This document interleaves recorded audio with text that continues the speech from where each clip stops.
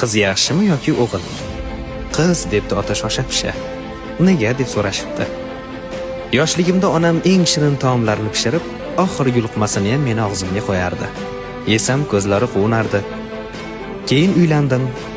Ayolim shirin taomlarni pishirib menga berar, yesam o'zi yegandek xursand bo'lardi. Keyin o'g'il ko'rdik. Dasturxonda nima yegim kelib ko'zim tushsa, o'g'lim o'shani mendan oldin olib shart og'ziga soladi. Mendan oldin ulgurib qolganiga xursand bo'ladi yaramas. Keyin qiz ko'rdik.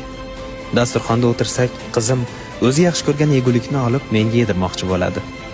Yesam xursand bo'ladi. Xullas qiz boshqachada dermish. Qiz bola otasi uchun jannat eshiklarini ochadi.